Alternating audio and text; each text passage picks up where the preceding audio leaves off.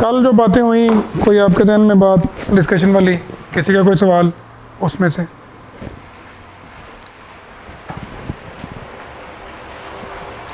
है आपका कोई सवाल? बताएं। फाइनेंशियल पीरियड और फाइनेंशियल ईयर में क्या फ़र्क है? बेसिकली उन्होंने फाइनेंशियल ईयर को डिफ़ाइन किया है यहाँ पर। फाइनेंशियल ईयर वो पीरियड है जिसके लिए फाइनेंशियल स्टेटमेंट्स बनाए जाते हैं, वो पीरियड जिसके लिए फाइनेंशियल स्टेटमेंट्स बना के एजीएम में प्रेजेंट किए जाएंगे। एज ए कंपनी आपकी ये ड्यूटी है कि आपने एक एजीएम सालाना बेसिस पे करवानी है। एजीएम का एक लाजमी एजेंडा आइटम होता है कि आपने फाइनेंशियल स्टेटमेंट्स को कंसिडर करना है, जमा ऑडिटर्स रिपोर्ट और जमा डायरेक्टर्स रिपोर्ट, और in case of listed company chairman review को भी आपने कंसिडर और अडॉप्ट करना है। ये एजीएम का एक फिक्स्ड एजेंडा आइटम है, ठीक है। तो उस एजीएम में जिस पीरियड के फाइनेंशियल प्रोवाइड किए जाएंगे वो पीरियड फाइनेंशियल ईयर होगा। नॉर्मली ये फाइनेंशियल ईयर 12 महीनों का होता है, लेकिन पहले फाइनेंशियल ईयर के केस में ये कम पीरियड का हो सकता है। मिसाल के तौर पर कंपनी आपने इनकॉर्पोरेट की 1 जनवरी 2020 को, नॉर्मली इस तरह की कंपनीज का ईयर एंड होता है, फ़र्ज़ कर लो 30 जून 2020 पे उसका ईयर एंड हो जाना है। तो ये 6 महीने का जो पीरियड है, इस 6 महीने के पीरियड को पहला फाइनेंशियल ईयर तस्लीम कर लिया जाएगा, क्योंकि हम इन्हीं 6 महीनों के फाइनेंशियल बनाएंगे और जो एजीएम करवाएंगे उसमें प्रेजेंट कर देंगे मेंबर्स को। एजीएम और फाइनेंशियल स्टेटमेंट्स की कंसिडरेशन लाज़िम मलज़ूम है। अगर किसी मीटिंग में हमने उसको एजीएम का नाम दे दिया है लेकिन उसमें फाइनेंशियल स्टेटमेंट्स की कंसिडरेशन नहीं हो रही तो वो एजीएम नहीं है। अगर किसी मीटिंग में फाइनेंशियल स्टेटमेंट्स बेशक आप मतलब प्रेजेंट करना चाहें तो आपको उसको एजीएम का टाइटल देना होगा कि वो एजीएम है, एनुअल जनरल मीटिंग। लाजमी एजेंडा आइटम है, फाइनेंशियल स्टेटमेंट्स प्रेजेंट किए जाएंगे। मेंबर्स फाइनेंशियल स्टेटमेंट्स को कंसिडर एंड अडॉप्ट करते हैं, डायरेक्टर्स अप्रूव करते हैं। मेंबर्स के सामने आने से पहले फाइनेंशियल स्टेटमेंट्स अप्रूव हो चुके होते हैं, डायरेक्टर्स ने अप्रूव कर दिए होते हैं, सिर्फ मेंबर्स उसको कंसिडर और अडॉप्ट कर सकते हैं, या वो अडॉप्ट कर सकते हैं या वो अडॉप्ट करने से मना कर सकते हैं। और इस पर्पज़ के लिए आपको ऑर्डिनरी रेजोल्यूशन पास करनी होती है। और कोई बात?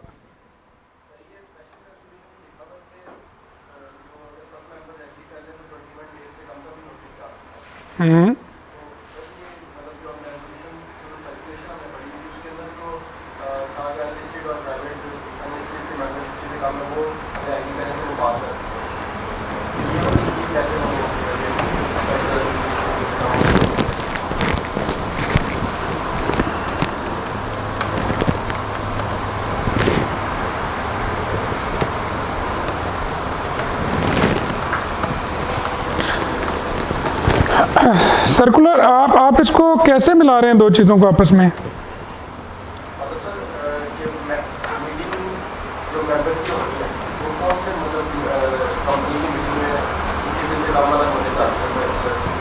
देखो इसमें ना एक और चीज़ थोड़ी सी डिस्कस कर लेते हैं। पहले तो ज़रा इसकी ना मैं डेफिनेशन निकाल लूँ। एस में आएगी और एस।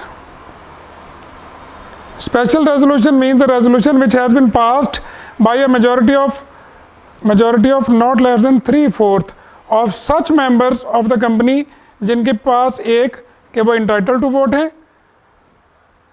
फिर दूसरा present हैं, दूसरे के सब पॉइंट्स हैं, present in person हैं या through proxy हैं या through postal ballot हैं, और तीसरा आइटम है 21 डेज का नोटिस है।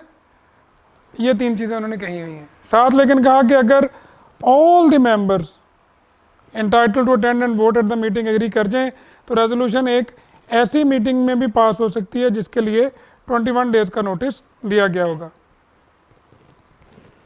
ठीक है जी। अब आप सवाल पूछें, अपना सवाल क्या पूछ रहे थे आप?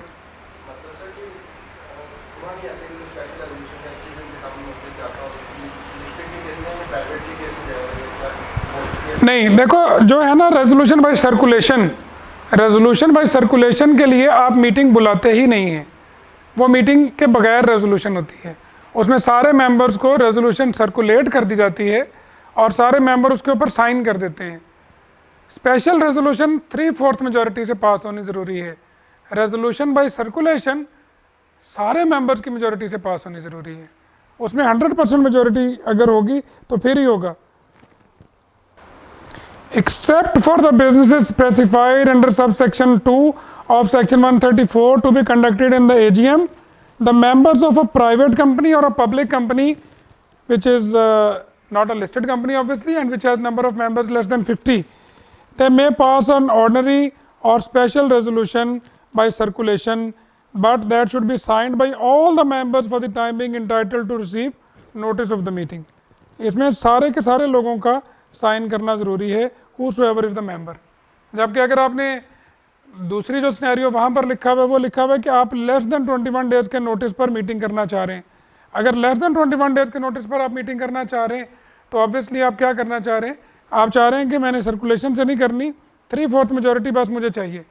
और ये फिर प्रॉबेबली लिस्टेड कंपनी के लिए होगा या फिर पब्लिक कंपनी जो कि मोर देन 50 मेंबर्स रखती है उसके लिए होगा कि उनको स्पेशल रेजोल्यूशन पास करनी पड़ी, तो वो सर्कुलेशन से नहीं पास कर पा रहे, लिहाजा वो 21 दिनों से कम दिनों का नोटिस दे के मीटिंग कर रहे हैं। हाँ, सारे मेंबर एग्री करेंगे तो फिर ये बात होगी। और प्रॉबेबली लिस्टेड कंपनी के केस में तो ये वैसे ही एक बड़ा मुश्किल काम होगा कि सारे मेंबर एग्री कर जाएं, लेकिन हो सकता है कर भी जाएं, करना चाहें तो।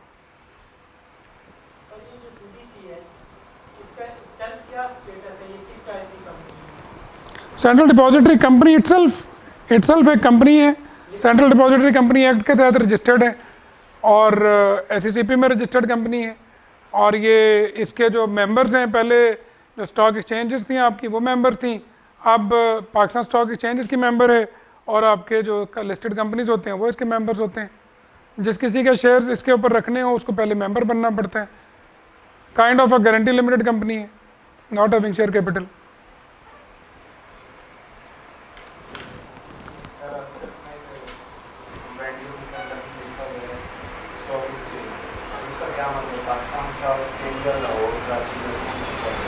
स्टॉक एक्सचेंज एक ही है पाकिस्तान में। अब पहले पाकिस्तान में 3 स्टॉक एक्सचेंजेस थी, कराची, लाहौर और इस्लामाबाद। इनको फिर मर्ज कर दिया गया था और पाकिस्तान स्टॉक एक्सचेंज एक स्टॉक एक्सचेंज बन गई थी। तो Pakistan stock exchange, wherever the word stock exchange लिखा होगा कहीं ना कहीं, या कुछ जगहों पर सिक्योरिटीज़ एक्सचेंज भी लिखा हुआ होगा। सिक्योरिटीज़ एक्सचेंज वो भी स्टॉक एक्सचेंज होती है। कई जगहों पर इसको एब्रीविएट करके लिखा हुआ होगा पाकिस्तान स्टॉक एक्सचेंज। इन सब का एक ही मतलब है। जो रेजोल्यूशन अभी सर्कुलेशन की आप बात कर रहे थे, सर्कुलेशन के जरिए भी पास की जाएगी, वो एज वैलिड एज इफेक्चुअल होगी कि जैसे कंपनी की मीटिंग में ही पास की गई है। अब जो मीटिंग में पास की गई है उसका तो मिनट्स में आ जाता है रिकॉर्ड, जो रेजोल्यूशन बाय सर्कुलेशन पास की गई है उसका रिकॉर्ड अलग से मेंटेन किया जाता है और अगली जो भी AGM आएगी या जनरल मीटिंग आएगी उसके अंदर प्रेजेंट कर दिया जाएगा कि जी ये आपका जो वो है पिछली मीटिंग से लेके इस मीटिंग तक दरमियान में ये 3 या 4 या 5 रेजोल्यूशंस बाय सर्कुलेशन पास हुई थी, ताकि वो रिकॉर्ड हो जाए अगली मीटिंग में। 100% मेजॉरिटी ने तो वैसे ही उसको साइन कर दिया होता है। यस, प्रोसीडिंग का पार्ट बनती है। आपने एक दफ़ा प्रेजेंट करनी होती है सारे मेंबर्स के सामने कि ये ज़रा एक दफ़ा देख लीजिए जी कि ये सारी रेजोल्यूशंस पहले पिछली रेजोल्यूशन से पिछली मीटिंग से लेके इस मीटिंग के दरमियान में 3 महीनों में या 4 महीनों में ये रेजोल्यूशंस पास हुई हैं बाय सर्कुलेशन, काइंडली अडॉप्ट कर लीजिए। उसको अडॉप्ट कर लेते हैं कि हाँ ये वही है जो हमने साइन की हुई थी, मेंबर्स के पास तो गई थी ना, 100% मेजॉरिटी से साइन हुई थी। मतलब आप यूँ समझ लीजिए कि रेजोल्यूशन बाय सर्कुलेशन में ये होता है कि कोई एक बंदा भी अगर डिनाई कर दे कि मैं नहीं साइन करता तो उसका मतलब है रेजोल्यूशन पास नहीं हुई। लेकिन सिंपल मेजॉरिटी में आपको पता है मोर देन 50% सिर्फ चाहिए होते हैं, और स्पेशल मेजॉरिटी में स्पेशल रेजोल्यूशन में 75% से ज़्यादा लोग अगर एग्री कर जाएं तो रेजोल्यूशन पास्ड है। बाकी चाहे जितना बाकी लोग जो नहीं मान रहे वो चाहे जितना मर्जी ओवरवेलमिंगली उसको डिनाई करते रहें, बट रेजोल्यूशन वो पास्ड मानी जाती है। और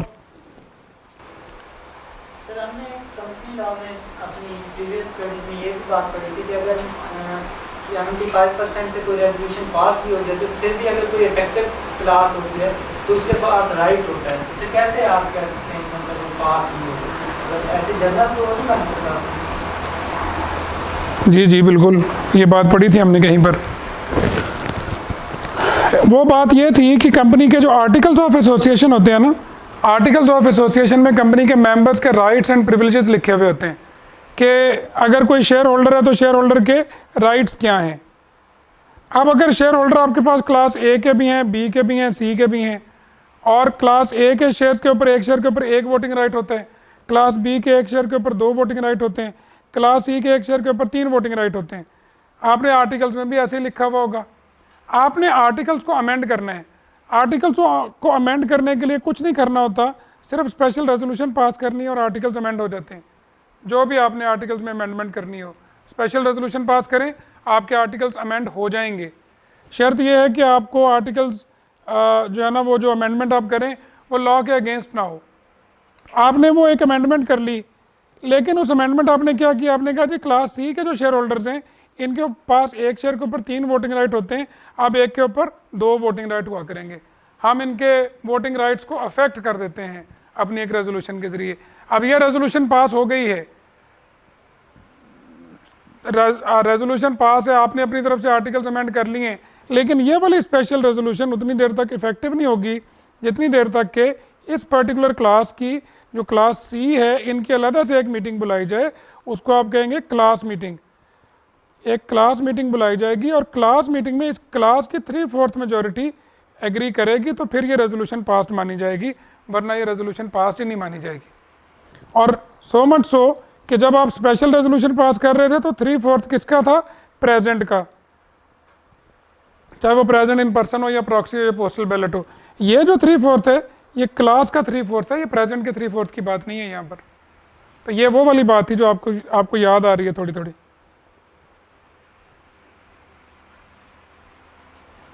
कोई और बात जी? कंपनी लॉ में आपके जहन में कोई बेसिक कोई प्रॉब्लम हो, बेसिक कोई उलझन हो, गुंजल हो, बताएं अगर कोई आपको मसला है इसमें तो।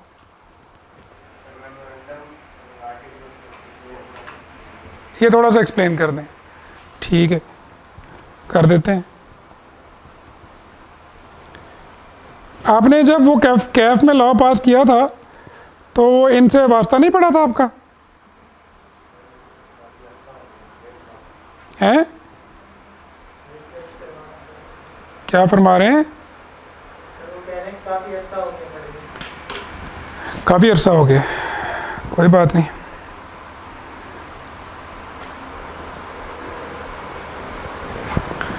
हमने आपको बताने ही क्या है, हम आपको दिखाई देते हैं, बताने पे तो फिर टाइम लगेगा।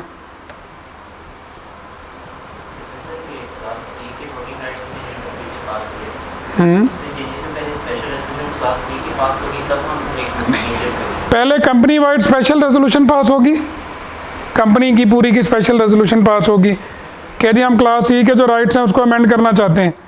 उसके बाद फिर क्लास सी की अलग से मीटिंग होगी जिसमें क्लास सी को पूछा जाएगा कि आपके राइट्स हम अमेंड करने वाले हैं, आपको कोई प्रॉब्लम तो नहीं है।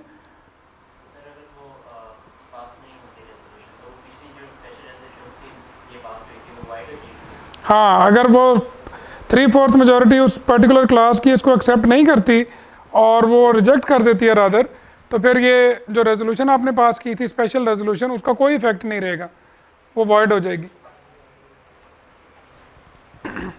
इसका सेक्शन नंबर ज़रा देख के बता दो हाथ, ये जो आर्टिकल्स ऑफ एसोसिएशन की ऑल्ट्रेशन वाला है ना, सेक्शन नंबर बता दो, वरना फिर अभी मैं तो देख ही लूँगा।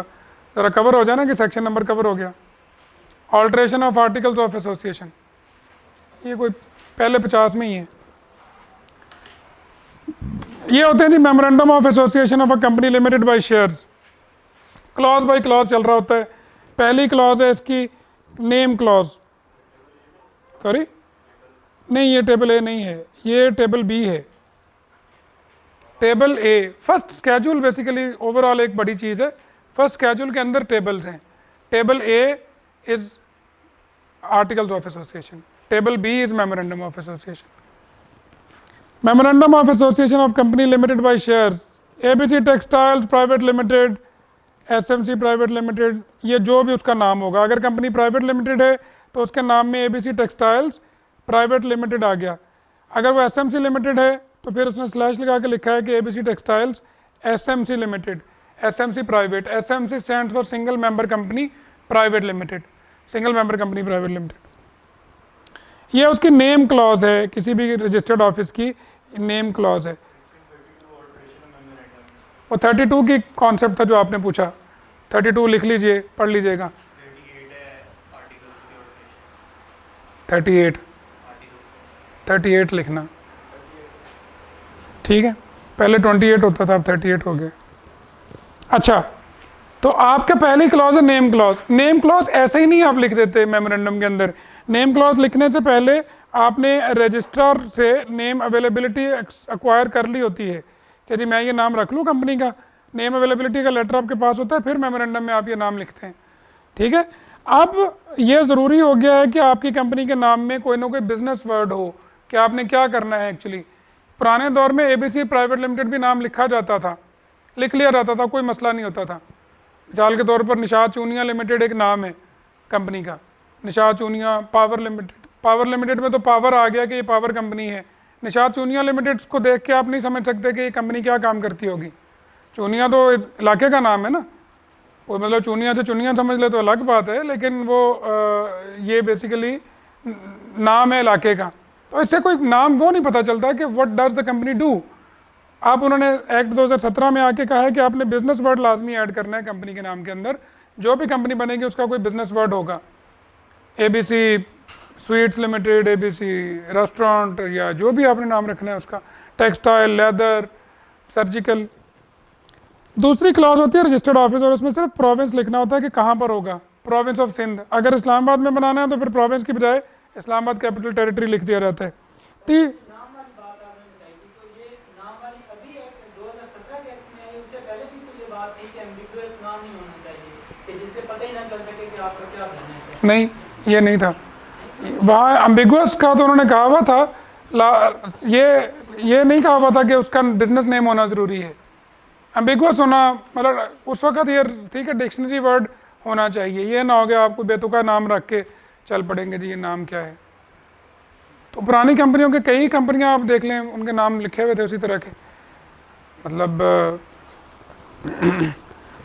एक एग्जांपल मैंने आपको दे दी, ठीक है। अब सदाकत लिमिटेड एक नाम है कंपनी का, टेक्सटाइल्स कंपनी है बहुत बड़ी सारी, सदाकत लिमिटेड। आपको सदाकत लिमिटेड नाम सुन के पता चलता है कि ये कंपनी क्या करती होगी, इसकी प्रिंसिपल लाइन ऑफ बिजनेस क्या होगी? नहीं पता चलता ना। सच बोलती होगी? नहीं। Sadaqat limited is a textile company. अब अगर कंपनीज एक्ट 2017 के बाद आप जाते हैं रजिस्ट्रार से ये नाम लेने के लिए, तो वो कहता है सदाकत क्या? सदाकत वोट, Sadaqat textile, Sadaqat polymer, Sadaqat resin, Sadaqat sweets, Sadaqat वट, वगैरह आप बताते। अब वो बिजनेस नेम ज़रूरी है। और ये उन्होंने क्यों कहा है? क्योंकि ये प्रिंसिपल लाइन ऑफ बिजनेस का कॉन्सेप्ट है। वो कहते हैं कि प्रिंसिपल लाइन ऑफ बिजनेस आपने लिखनी है, और वो है कि it shall be to carry out manufacturing, sale and export of textiles. क्योंकि ऊपर टेक्सटाइल था ना नाम, तो इसलिए ये काम ये करेगी। जो आपका प्रिंसिपल लाइन ऑफ बिजनेस होगी that shall be commensurate with your name. Name में आ रहा है कि ABC शुगर मिल्स लिमिटेड, और नीचे जाके आप प्रिंसिपल लाइन ऑफ बिजनेस में लिख देते हैं कि टेक्सटाइल्स का काम करेगी कंपनी, तो वो अलाउड या वारंटेड नहीं है उस तरह से, except for the businesses mentioned in sub clause 3। अच्छा, ये तो हो गया, आपने एक अपना लिख दिया।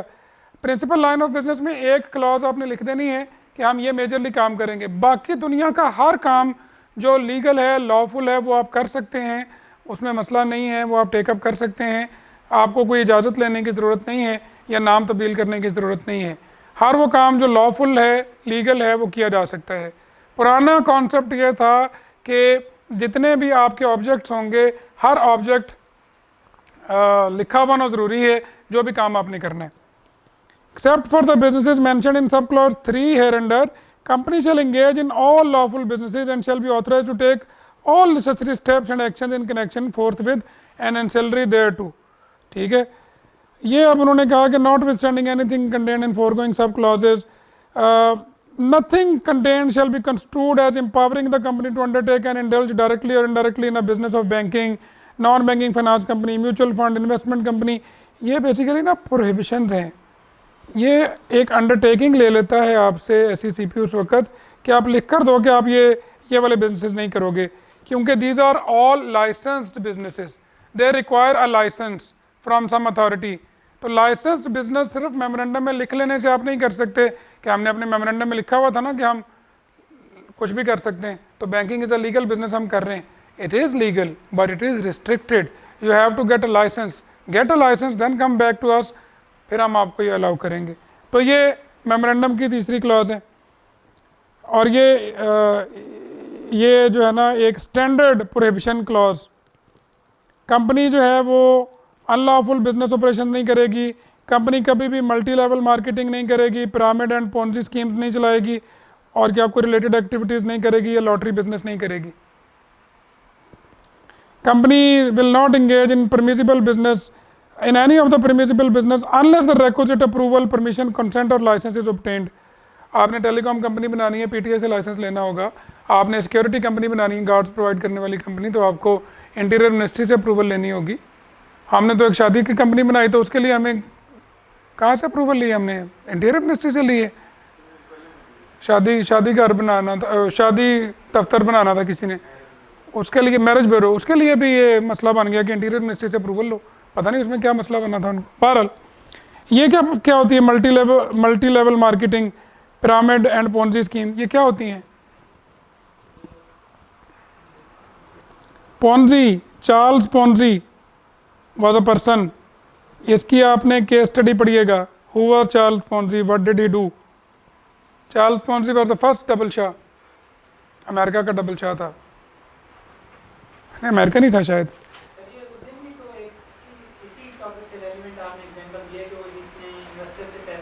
ये कल ठीक मैं बात वही वो P4U भी तकरीबन ऐसे ही कर रहे हैं। पिरामिड क्या होता है? पिरामिड इसको कहते हैं। अब बेसिकली क्या है, यहाँ पर एक बंदा है, एक ने दो को बेचना है, दो ने आगे दो को बेचना है, फिर उन्होंने आगे दो को बेचना है, मतलब ये पिरामिड बन जाती है, ऊपर से नीचे तक ना एक बड़ी लंबी लेयर बन जाती है। इसी को मल्टी लेवल मार्केटिंग भी कहते हैं, इसी को पिरामिड स्कीम भी कहते हैं, इसी को पोंजी स्कीम भी कहते हैं। ये सारी मना है, ये नहीं करनी आपने। बड़े बड़े आप इसको ना, ये कल मैंने आपको एक होमवर्क दिया था, क्या था मतलब? कर लिया कुछ उसको? पढ़ा, समझ आई, मज़ा आया कि नहीं आया? ये अगर मज़ा नहीं भी आया तो पढ़ना था, क्योंकि आपका मैंने आपको बताया कि लास्ट टाइम जो पेपर था उसमें उसने वाइंडिंग अप के सवाल में वाइंडिंग अप कम और ये वाला कॉन्सेप्ट ज़्यादा टेस्ट करता रहा। फर्स्ट लेवल हाइपोथिकेशन क्या होती है, सेकंड लेवल हाइपोथिकेशन क्या होती है, मॉर्गेज क्या फर्स्ट और सेकंड में क्या फ़र्क होता है, पारी पासू मॉर्गेज क्या होता है, मैं भी किस दिन बता दूंगा, लेकिन अभी आपसे कहा था पढ़ने के लिए। आज का होमवर्क ये है कि ये आपकी प्लेजर रीडिंग के लिए है। होमवर्क के तौर पर चार्ल्स पोंजी, जॉर्ज मेडॉफ, इनके बारे में पढ़ें और आपको पता चलेगा क्या होते हैं फाइनेंशियल स्कैम्स, क्या होते हैं। अगर आपको कहीं पर डबल शाह की हिस्ट्री मिल गई तो वो भी पढ़ लीजिएगा कि वो क्या करता था। चार्ल्स पोंजी के नाम से तो पोंजी स्कीम हमेशा के लिए अमर हो गया ना, कि पोंजी स्कीम, जब भी आप कोई ऊटपटांग किस्म की स्कीम बनाते हैं पैसे कमाने के, लोगों को डिफ्रॉड करके, तो कहा जाता है आप पोंजी स्कीम बना रहे हैं। चौथी क्लॉज होती है liability clause, liability of the member is limited. यही एक डॉक्यूमेंट है जिसको आप मेमोरेंडम का नाम देते हैं। ऑथराइज कैपिटल क्लॉज में तीन चीज़ें लाजमी लिखनी होती हैं। पेड अप कंपनी का ऑथराइज कैपिटल कितना होगा, कितने नंबर ऑफ शेयर्स होंगे, और हर शेयर की फेस वैल्यू क्या होगी, 1, 2, 3, ये तीन चीज़ें लाजमी आनी हैं। तो आपकी ऑथराइज कैपिटल क्लॉज, इस ऑथराइज कैपिटल क्लॉज की बुनियाद पर आपकी फ़ीस डिसाइड होनी है कंपनी को इनकॉर्पोरेट करने की। जितना ज़्यादा ऑथराइज कैपिटल उतनी ज़्यादा फ़ी। और ये जो सारी बातें ऊपर लिखी हैं कि हमारा ये होगा, ये इसको नीचे साइन कौन करते हैं? ये कंपनी के जो सब्सक्राइबर्स बनना चाहते हैं, जो इनिशियल मेंबर्स बनना चाहते हैं कंपनी के, ये कंपनी के उसको साइन कर देते हैं। मिसाल के तौर पर पहला नाम A, B, और इनके जो नंबर आ जाते हैं, इनके वो जो CNIC वगैरह, ठीक है, इनके अदर पर्टिकुलर्स आ जाते हैं, सारा कुछ लिखते हैं। उसके बाद फिर यहाँ पे ये लोग अपने साइन कर देते हैं। जब ये साइन करते हैं तो ये नीचे निफ्ट के आ जाते हैं, सॉरी उसके आ जाते हैं SCCP के ऑनलाइन, उसकी वजह से आ जाता है कि SCCP ने इसको वेरीफाई कर लिया सारे मामले को। SCCP का लॉगिन पासवर्ड जो जनरेट होता है वो पूरी वेरिफिकेशन के बाद होता है, तो मेमोरेंडम एक फ़ाइल हो जाता है। तो मेमोरेंडम की जो डेट है ये फाइलिंग की डेट है, आपने 2 डे ऑफ जनवरी 2021, ये आपकी डेट आ गई। ये मेमोरेंडम एक डॉक्यूमेंट है, कोई ख़ास चीज़ नहीं है, बस एक लगा बंदा सेट ऑफ क्लॉजेज है जो आपने लिखना है और उसको साइन करना है। मेमोरेंडम ऑफ एसोसिएशन है। अब आपने रियल लाइफ कंपनी का किसी का मेमोरेंडम पढ़ना है। आप अगर ऑडिट करते हैं तो ऑडिट की आपके यहाँ परमानेंट फाइल मेंटेन होती होगी। जो परमानेंट फाइल होती है उसके अंदर कंपनी के मेमोरेंडम ऑफ एसोसिएशन या आर्टिकल्स ऑफ एसोसिएशन लगे हुए होते हैं। और अगर परमानेंट फाइल मेंटेन नहीं हो रही, कॉर्पोरेट की फाइलों में तो होते ही हैं, फिर आपने जो कंपनियों को बनाए हुए होते हैं ऐसे पेड अप कैपिटल के बारे में आपके मेमोरेंडम पे नहीं लिखा होगा। मेमोरेंडम पे ये जो आपके ये लोग हैं, इन लोगों ने लिखा होगा कि वो कितने शेयर्स ले रहे हैं। इसने कहा मैं 1 शेयर ले रहा हूँ, इसने कहा मैं 2 शेयर ले रहा हूँ, तो ये 3 शेयर्स आपका ऑथराइज कैपिटल होगा। सॉरी 3 शेयर आपका पेड अप होगा। 3 शेयर 30 रुपये पेड अप है। ये आपने कंपनी इनकॉर्पोरेट हो जाने के कितने दिनों के अंदर अंदर जमा कराने हैं? 30 डेज़ के अंदर अंदर जमा कराने हैं।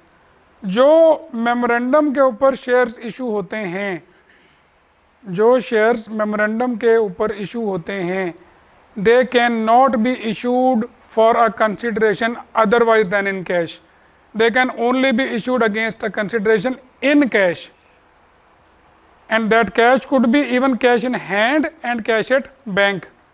ये ज़रूरी नहीं है कि मेमोरेंडम के ऊपर ये जो 30 रुपये लिखे हैं ये फॉर दैट आर्ग्यूमेंट से दे 30 लाख भी हो सकते हैं, 3 करोड़ भी हो सकते हैं। इनका बैंक अकाउंट में चेक के थ्रू जरिए जमा कराना ज़रूरी नहीं है, कैश भी जमा कराया जा सकता है कंपनी को। ऑडिटर सर्टिफाई करके देता है कि इनके पैसे रिसीव हो गए हैं, मैंने देख लिया है, और ऑडिटर कैश को भी सर्टिफाई कर सकता है कि कैश आ गया था, मैंने देख लिया था।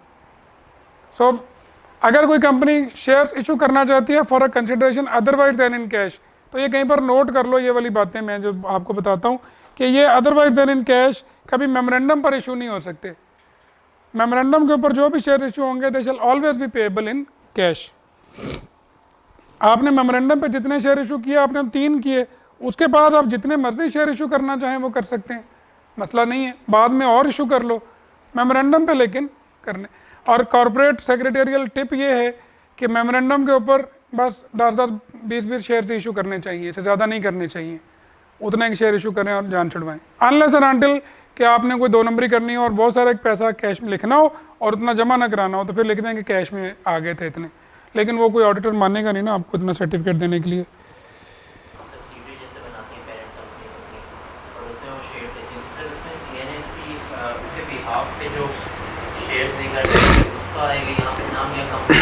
कंपनी खुद से भी सब्सक्राइबर हो सकती है किसी दूसरी कंपनी की, तो कंपनी का अपना इनकॉर्पोरेशन नंबर आ जाता है, फिर तो कंपनी के बिहाफ पे शेयर भी किसी को दे दिए जाते हैं, वो पर्सन का CNIC आ जाता है।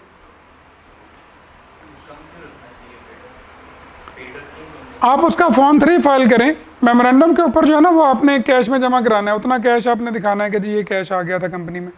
तो वो कैश आप इतनी ज़्यादा कैश में ट्रेडिंग करेंगे तो वो ठीक नहीं है। कहाँ से कैश है? टैक्स के हवाले से, जनरली डॉक्यूमेंटेशन के हवाले से।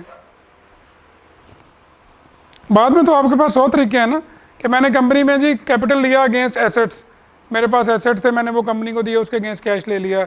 मेरे पास इलेक्ट्रिकल इक्विपमेंट्स है, उसके अगेंस्ट कैश ले लिया। मेरे पास मशीनरी थी, वो मैंने ले लिया उसके अगेंस्ट। लेकिन अगर आपने मेमोरेंडम पे लिख लिया सारा, तो वो तो कैश में जमा कराना पड़ेगा ना।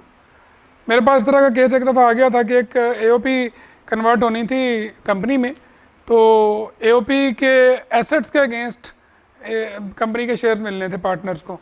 तो उनका जो कंसल्टेंट था उसने जितना कैपिटल था ना का एसेट्स की वैल्यू बनाई कि इतनी एसेट्स की वैल्यू है, और उतना उसने लिख दिया मेमोरेंडम के ऊपर कि ये इतना सब्सक्राइब कर रहे हैं, और फिर उसके अगेंस्ट कह रहा था कि आप ये against otherwise in cash issue करवा दो।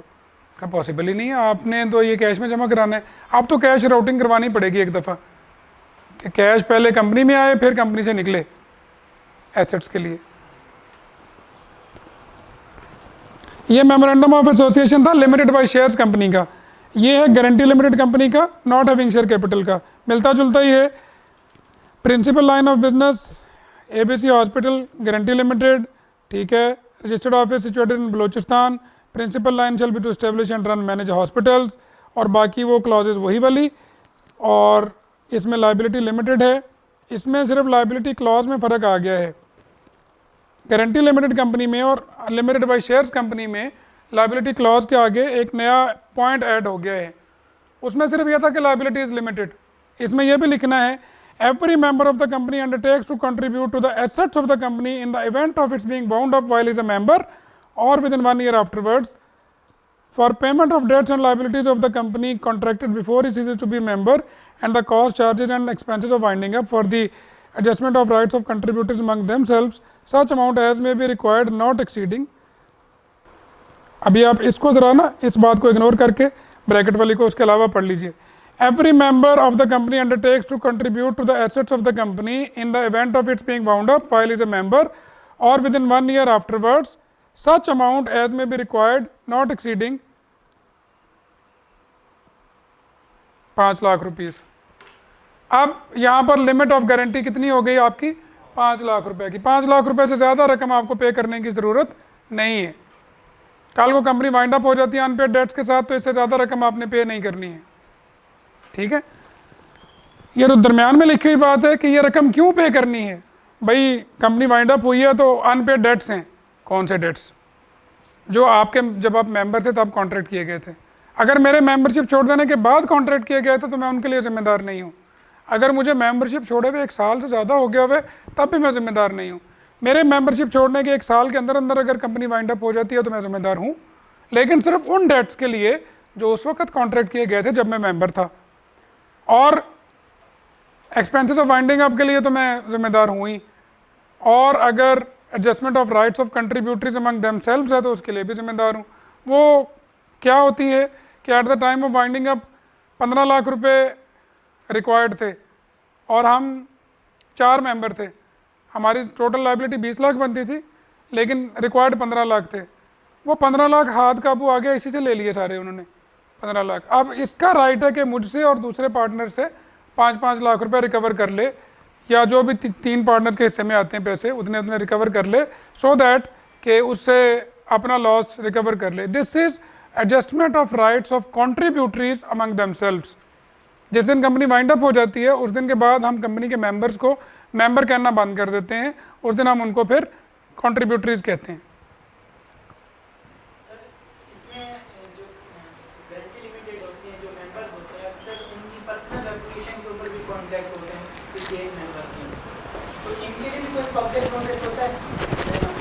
इनमें पर्सनल मेंबर की कॉन्ट्रीब्यूशन कोई ऐसे कॉन्ट्रैक्ट्स नहीं होते। वो पार्टनरशिप का कॉन्सेप्ट है, ये पार्टनरशिप नहीं है।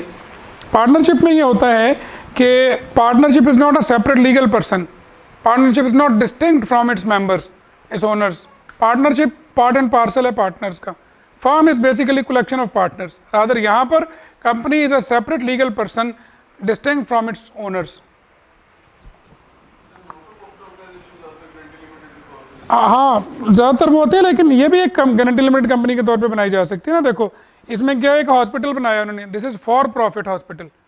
फॉर प्रॉफिट हॉस्पिटल, ज़रूरी नहीं है कि हॉस्पिटल क्या होता है, हॉस्पिटल का मैकेनिज्म किस तरह से होता है। उसमें कहते हैं यार 4, 5, 6, 7, 10 डॉक्टर्स मिलके ना एक हॉस्पिटल बना लेते हैं, तो उसमें यूनिट रखेंगे अपना, सबका एक बराबर शेयर होना चाहिए।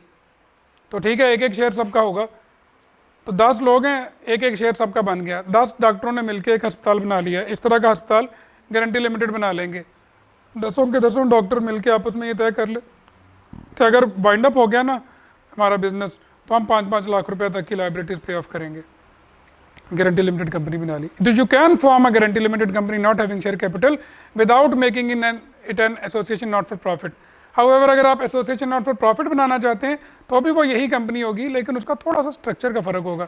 उसमें फॉर प्रॉफिट वाली कोई क्लॉज नहीं होगी, वो नॉट फॉर प्रॉफिट होगी, फॉर ऑल पर्पसेस। और कोई बात,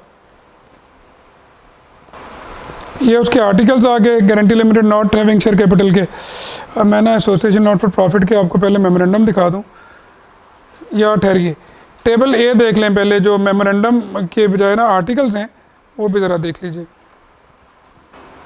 आपकी एक दफ़ा मैं शनासाई तो करवा दूँ छोटी छोटी चीज़ों के साथ, फिर चलते रहेंगे तो और बात है।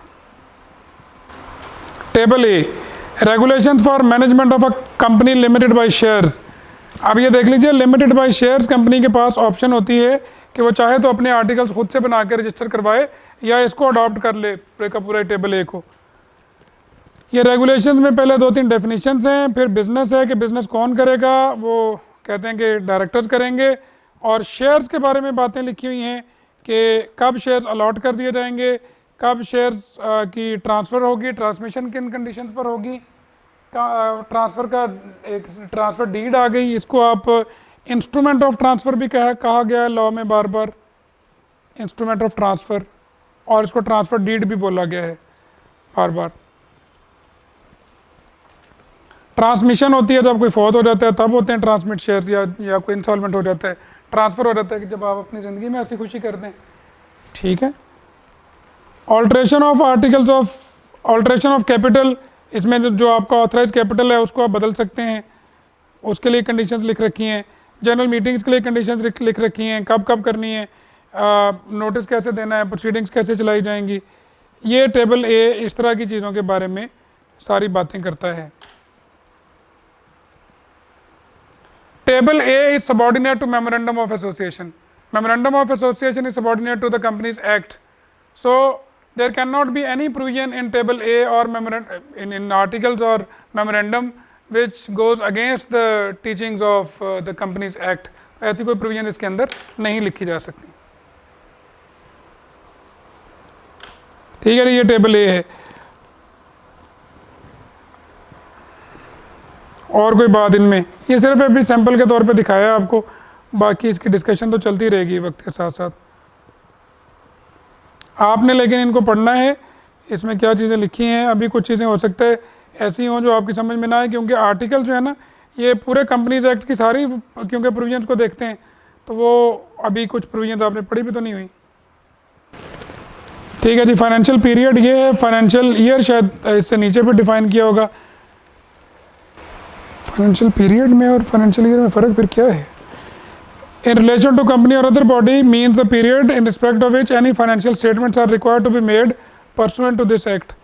एंड फाइनेंशियल ईयर की डेफिनेशन क्या है? Any other body means the period in respect of which financial statements as the case may be laid before. अच्छा, जो मीटिंग में प्रेजेंट की जाती हैं वो फाइनेंशियल ईयर की होती हैं, चाहे वो पूरे 12 महीने हों चाहे 12 महीने ना हो, लेकिन फाइनेंशियल पीरियड वो है जहाँ पर अगर बनवाई जाती हैं आपसे कि आपने इस पीरियड की बनानी है, वो सम टाइम है कंसोलिडेशन के लिए अलग से बनवाई जाती हैं, सम टाइम होता है कि आपसे इन्वेस्टिगेशन के दौरान में अलग से बनवाई जाती हैं, तो वो फाइनेंशियल पीरियड वहाँ पर का है, उन्होंने उसको सिर्फ सेग्रीगेट किया है। कैफ लेवल के जो इसके वो हैं कॉन्सेप्ट्स, उनमें आपके मसाइल ज़्यादा तो नहीं है कि आपने कोई ऐसी चीज़ें आपके मसले हों चल रहे पहले से कि जी हमें पता होना चाहिए इसका। कितना को आप समझते हैं कि कैफ लेवल की चीज़ें आपको क्लियर हैं? क्लियर हैं? कैफ लेवल के लेक्चर तो नहीं चाहिए आप लोगों को? कैफ लेवल के लेक्चर चाहिए तो मेरे पास वो लेक्चर भी हैं, कोई दे मस्ट भी 50 के करीब होंगे, 50 आधे पौने घंटे के लेक्चर्स, जिनमें कैफ लेवल का सारा कंपनी लॉ डिस्कस हुआ हुआ है। जिसको लगता है कि उसकी बुनियादें बहुत ही कमज़ोर हैं वो ले ले। लेकिन होता है ना जी, कुछ लोगों को सीखने का शौक़ होता है। अच्छा, अगर किसी आप ये बात करें, अगर इस लॉ की बात करें तो ये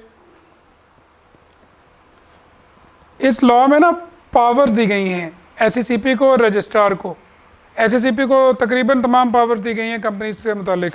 तो उन्होंने कहा कि powers conferred by this act on the concerned minister in charge of the federal government or the commission in relation to companies which are non-trading corporations and the objects of which are confined to a single province may be exercised by the minister in charge of the provincial government।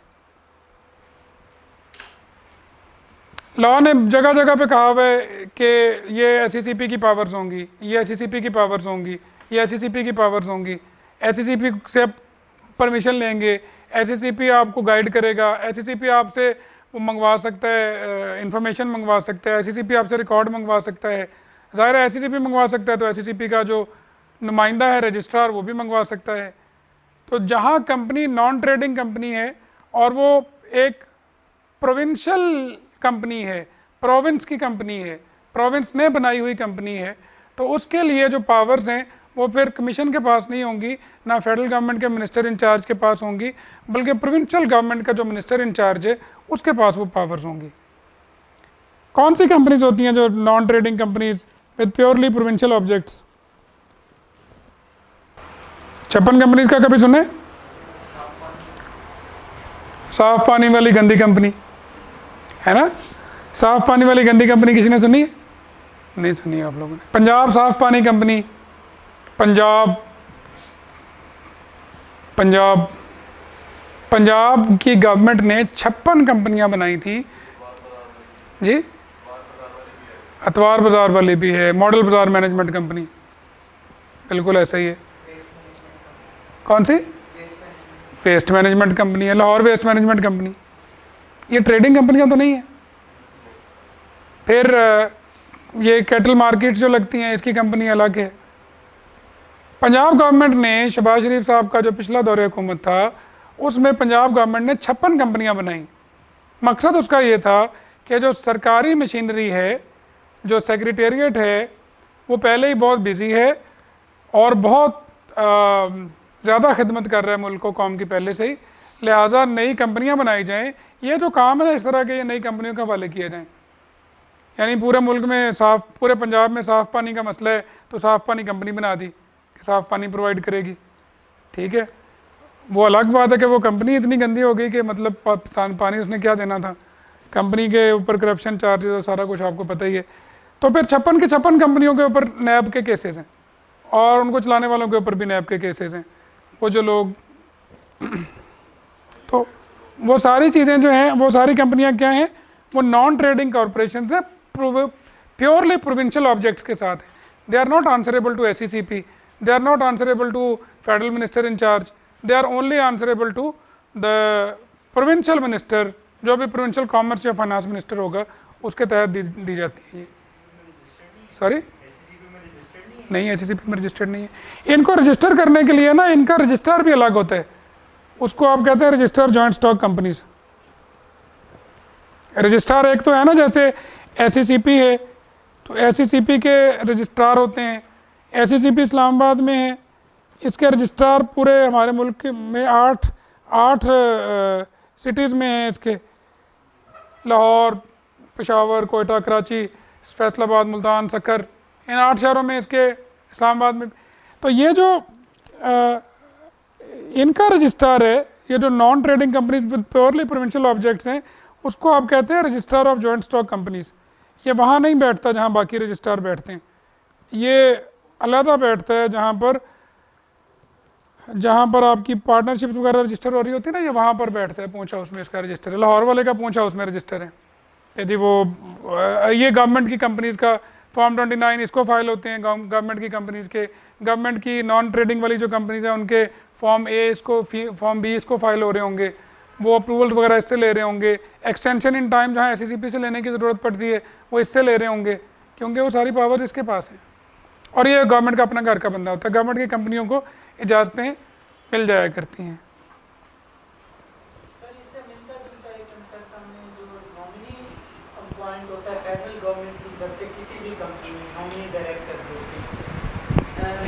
जो public interest company होती है उनमें ये जरूरी होता है nominee director appoint करना, और अगर ज़रूरी होता है तो वहाँ पे अगर कोई डिफॉल्ट या डायरेक्टर के ऊपर कोई लायबिलिटी आती है या वो कोई फ्रॉड करते हैं तो नॉमिनी भी उसी तरह से लायबल होता है। अब ये जो बात है ना, ये काफ़ी लेंथी बात आपने पूछ ली है। बेसिकली डायरेक्टर जो होता है ना, नॉन एग्जेक्टिव डायरेक्टर, 2 किस्म के डायरेक्टर होते हैं, एग्जेक्टिव और नॉन एग्जेक्टिव। एग्जेक्टिव डायरेक्टर वो होते हैं जो full time management of the company का पार्ट होते हैं। Non executive director are not part of the full time management of the company. Non executive director सिर्फ उसी सूरत में रिस्पॉन्सिबल होता है किसी भी एक्ट ऑफ नेग्लिजेंस के लिए, ओमिशन ऑफ नेग्लिजेंस के लिए या किसी और चीज़ के लिए, अगर थ्रू बोर्ड प्रोसेसेस ये साबित किया जा सके कि ये जो गलत काम हुआ है उसमें ये non executive director was party, इसकी कनाइवेंस के साथ हुआ है, इसकी कंसेंट के साथ हुआ है, इसकी अंडरस्टैंडिंग के तहत हुआ है, तो फिर आप उसको रिस्पॉन्सिबल बना सकते हैं। अब चाहे वो गवर्नमेंट का नॉमिनी नॉन एग्जेक्टिव हो, चाहे वो अदरवाइज नॉन एग्जेक्टिव हो, अगर नॉन एग्जीक्यूटिव डायरेक्टर की कनाइवेंस, कंसेंट, अंडरस्टैंडिंग शामिल नहीं है और बोर्ड प्रोसेसेस के साथ ये साबित नहीं किया जा सकता कि वो शामिल था, तो फिर एक और बात है। मिसाल के तौर पर मैं एक फ़र्ज़ कर लो कि गवर्नमेंट की कंपनी में डायरेक्टर हूँ, ये गवर्नमेंट ने मुझे नॉमिनी बना रखा है, 3 मीटिंग्स होती हैं और तीनों मीटिंग्स में मैं लीव ऑफ एब्सेंस लेके मुल्क से बाहर गया हुआ हूँ। So I do not know what is happening over there. इन 3 मीटिंग्स में बाकी बोर्ड ऑफ डायरेक्टर्स ने कोई बड़े कारनामे किए अप्रूव, कोई बड़े कॉन्ट्रैक्ट अप्रूव किए, कोई परचेजिंग ऑफ मशीनरी के कॉन्ट्रैक्ट अप्रूव किए, कोई सेल ऑफ एग्जिस्टिंग एसेट्स के कॉन्ट्रैक्ट अप्रूव किए। मैं वापस आया तो मैंने देखा कि ये तो मतलब कंपनी उन्होंने दूसरी तरफ लगा दी। अब नैब का केस खुलेगा तो मुझसे पूछेंगे तो मैं तो कह दूंगा कि I was not even aware, मैं लीव ऑफ एब्सेंस लेके मुल्क से बाहर गया हूँ 3 महीने के लिए, पीछे से ये देखें इनके करतूत। अब मैं थोड़ी था वहाँ पर शामिल। हाँ, लेकिन अगर साबित हो जाए कि वो आप 3 महीने की छुट्टी लेकर इसीलिए गए थे कि आपको पता था पीछे से ये हरकतें होनी हैं, क्योंकि वो जो मशीनरी खरीदी गई है वो मेरे ही एक एसोसिएट से खरीदी गई है, और वो जो पुरानी मशीनें बेची गई हैं कम कीमत पर वो मेरे ही जानने वालों को बेची गई हैं, एंड बोर्ड प्रोसेसेस के साथ ये साबित किया जा सकता है कि आपका इसमें काम था, तो फिर आप लायबल हो जाएंगे। तो वो वहाँ पे जाके कवर होती है वो बात। अगर एग्जीक्यूटिव डायरेक्टर है तो फिर उसके लिए ये छूट नहीं है, एग्जीक्यूटिव के तो सामने सब कुछ हो रहा होता है।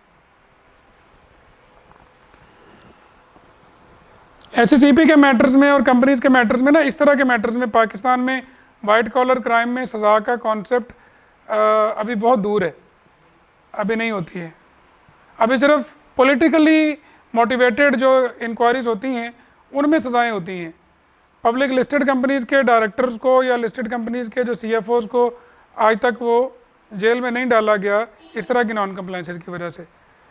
अगर किसी के खिलाफ साबित भी हुई हैं तो उसने प्ली बार्गेन कर ली है, वो MNA बनने के लिए नाअहल हो गया सारी उम्र के लिए, लेकिन प्ली बार्गेन करके उसने सज़ा से बच गए। SCCP के पास राइट है FIR करवाने का लोगों के खिलाफ। और अगर आपको रिसेंट डेवलपमेंट्स जो हैं वो पता ही होंगी यकीनन आपको, जो हमारे उसमें हो रही हैं, हमारे चार्टर्ड अकाउंटेंसी के उसमें PwC के एक पार्टनर को FIA ने उनके खिलाफ FIR में नाम उनका दिया हुआ है, बिकॉज ऑब्वियसली लिस्टेड कंपनी का नुकसान किया गया, उसमें पार्टी थे एज़ पर FIA। सिमिलरली एक और फर्म को, एक पार्टनर को जो है वो ना सिर्फ उनको जुर्माना किया गया बल्कि साथ उनसे ये भी कहा गया कि आप 100 घंटे का कोर्स भी करें। तो वो ऑडिट का कि ऑडिट कैसे करते हैं, मैं बेसिकली उन्होंने कहाँ से देखना होता है, यूरोप से देखना होता है, यूरोप की या इंग्लैंड वगैरह की जो मिसाल होती है वहाँ से देखते हैं। तो वहाँ पे इस तरह की जब ऑर्डर आता है तो उसके साथ इस तरह की आती हैं इंस्ट्रक्शंस कि आप ये करेंगे। मिसाल के तौर पर वहाँ पर ऐसा ही होता है ना कि अगर आपने इशारा तोड़ा तो आपको कहते हैं जुर्माना और साथ में कम्युनिटी सर्विस 3 दिन करनी है, ठीक है, आपने ये काम करना है। जो अच्छे ज़्यादा महजब से मुल्क हैं उसमें ये होता है कि एक बंदा जब ट्रैफिक लाइट तोड़ता है या तेज़ गाड़ी चलाता है तो उसको पहली दफ़ा ना उसके पॉइंट्स कटते हैं, दूसरी दफ़ा और पॉइंट्स कट जाते हैं, तीसरी दफ़ा वो उसका फिर अगर ओवर स्पीडिंग पे चलाना होता है तो उसका लाइसेंस जब्त कर लेते हैं। लाइसेंस जब्त करके उसका वो थेरापिस्ट के पास भेज देते हैं कि इसके दिमाग का मुआयना करें कि इसको क्या मसला है कि इतनी तेज़ गाड़ी चलाता है हमेशा। तो वो उसके जब तक वो सेशन पूरे नहीं हो जाते, वो टाइम पीरियड नहीं सर्व कर लेता, तब तक वो दोबारा अहल नहीं होता लाइसेंस का। तो वो इसी तरह की चीज़ें वो अपने अकाउंटेंट्स के साथ भी करते हैं। तो हमारे ऑडिट ओवरसाइट बोर्ड ने भी ज़रा ओवर एक्साइटेड होकर यही वाला काम कर लिया कि अब करें। सही है।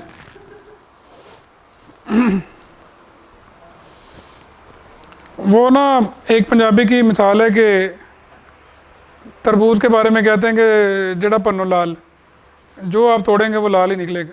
तो वो शुगर का ऑडिट है, शुगर की फाइल किसी की भी उठा लें लाल ही निकलेगी, ठीक है। अच्छा जी, provided that where the licence is issued by the provincial government और its concern minister in charge in excess of the power conferred by this section, company shall mention the fact in all documents. Government की कोई licence company है तो government अपने सारे documents में उसका इंदराज करा करेगी। Non trading company formed under sub section 1 extending its operational activities beyond territorial limits of its respective province shall be liable to penalty of level 3। अगर कोई ऐसी कंपनी निकली जो कि पंजाब के लिए रजिस्टर हुई है लेकिन वो एक्टिविटीज़ अपनी सिंध में भी ले गई है और उधर KP में भी ले गई है, तो फिर उसको लेवल 3 की पेनल्टी लगाई जाएगी। लेवल ऑफ पेनल्टीज़ क्या हैं? पेनल्टीज़ का भी बड़ा लेवल है, बड़े लेवल की पेनल्टीज़ हैं। मैं आपको पेनल्टीज़ का लेवल दिखाता हूँ। ये जी लेवल 1 की जो पेनल्टी है ना, अगर कहीं लिखा होगा, ये कंपनीज एक्ट का सेक्शन 479 है, ठीक है, जो पेनल्टीज़ के बारे में बताता है। असल में जगह जगह आपको इसका वास्ता पढ़ना है, तो इसलिए मैं आपको अभी बता रहा हूँ। वो कह रहे हैं कि अगर कंपनी को कहा गया कि कंपनी या उसके डायरेक्टर्स को लेवल 1 की पेनल्टी लगनी है, तो लेवल 1 की पेनल्टी का मतलब है कि 25,000 रुपये तक की पेनल्टी होगी और पर डे के डिफ़ॉल्ट के ऊपर 500 की। मिसाल के तौर पर आपने अपनी कंपनी का नाम अपने दफ्तर के बाहर आवेज़ा नहीं किया, ठीक है, तो 25,000 रुपये की पेनल्टी है। जितने दिन तक नहीं किया फिर उतने दिन पर डे 500 रुपये, 2 महीने 3 महीने जितने महीने नहीं किया तो हर दिन का 500 रुपये का फ़ाइन अलग है। और ये अप टू है, अप टू SCCP अगर चाहे भी कि 25,000 की बजाय इनको 25 लाख की पेनल्टी लगानी है तो नहीं लगा सकता, क्योंकि अप टू 25,000 है। 1,000 की, 2,000 की, 3,000 की कर सकते हैं, माफ़ भी कर सकता है करना चाहे तो, अप टू है ये, ठीक है। लेवल 2 की, और ये पर डे भी इसी तरह से, ये SCCP चाहे तो 100 रुपया डेली कर दे, 50 रुपये डेली कर दे। लेवल 2 की पेनल्टी पहली वन टाइम पेनल्टी 5 लाख और पर डे 1,000, और लेवल 3 की पेनल्टी पहली पेनल्टी अप टू 100 मिलियन जा सकती है और फिर 5 लाख रुपए डेली। आप प्रोविंशियल गवर्नमेंट की कंपनी है, नॉन ट्रेडिंग कंपनी है, प्रोविंशियल ऑब्जेक्ट्स हैं, पंजाब से निकल के सिंध में घुस गए हैं आप, लेवल 3 की पेनल्टी लगाई जा रही है आपको, वन टाइम पेनल्टी 100 मिलियन की और फिर पर डे की पेनल्टी आपको 5 लाख रुपए तक की लगाई जा रही है। These are levels of penalties. जगह जगह लिखा होगा लेवल 1 की पेनल्टी, लेवल 2 की पेनल्टी, लेवल 3 की पेनल्टी, तो ये याद रखिएगा लेवल्स का ताल्लुक उसके मॉनेटरी इम्प्लीकेशंस के साथ है। जितने ज़्यादा लेवल होगा उतना ज़्यादा पेनल्टी होगी। The ignorance of law is never taken as an excuse, so you can not say कि जी कानून है मुल्क में और मुझे पता नहीं है उसका। You should know, if you do not no this is your fault, not any one else's fault. तो वो तो है अपनी जगह पर। अब आपका फ़र्ज़ है कि आप बोर्ड लेटर में उनको बता देते हैं कि जी ये पेनल्टी लग सकती है आपको, बाकी उनका अपना काम है, उनको भी पता है कि मतलब अगर ये लेवल अगर पेनल्टी लग गई तो फिर मसला होगा। इग्नोरेंस, हाँ वैसे तो वैसे भी इग्नोरेंस ऑफ लॉ एक्सक्यूज़ लिया ही नहीं जा सकता। ये एक अलग से है कि आपके पास तो वकील भी थे, लीगल एडवाइज़र आपके अपॉइंटेड हैं, अगर आप अच्छी बड़ी कंपनी है तो कंपनी सेक्रेटरी भी आपका अपॉइंटेड है, तो फिर आपको क्यों नहीं पता था? और ये जो कहते हैं ना हमें नहीं पता था, इनको पता होता है। हाँ ऑडिटर बताते हैं, ऑडिटर बोर्ड लेटर में लिखते हैं। मतलब ये किसी को नहीं पता कि लॉ कहता है कि टैक्स अगर किसी का काटा है तो हफ्ते के अंदर अंदर जमा कराना है। ये कोई है ना पता होने वाली बात? आप वो लोगों का टैक्स काट के रख लें जेब में, 6-6 महीने इस्तेमाल करें उस पैसे को घुमाएं अपने बिजनेस में, 4-4 चक्कर दिलवाएं उसको, उस पैसे को करें 4 गुना 5 गुना और कहें कि मुझे पता ही नहीं था, ओहो अच्छा गलती हो गई, माफ़ कर दिया जाए। तो गलत बात है ना।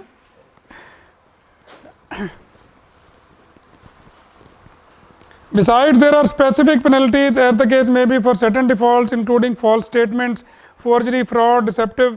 तो अगर किसी जगह पर स्पेसिफिक पेनल्टी बताई हुई है तो वो स्पेसिफिक पेनल्टी होगी, अगर किसी जगह पर लेवल बताया हुआ है तो लेवल की पेनल्टी होगी। Where Act does not specify penalties, contravention will attract a level 3 penalty. जहाँ पर पेनल्टी नहीं बताई हुई कुछ भी तो वहाँ पर लेवल 3 की पेनल्टी लगाई जा सकती है। ये लॉ कह रहे Offences of provision of act punishable with imprisonment shall be taken up by court. SCCP किसी को इम्प्रिजन नहीं कर सकता, SCCP के पास इम्प्रिजन करने का इख्तियार नहीं है। कौन कौन से इदारों के पास पाकिस्तान में लोगों को इम्प्रिजन करने का इख्तियार है?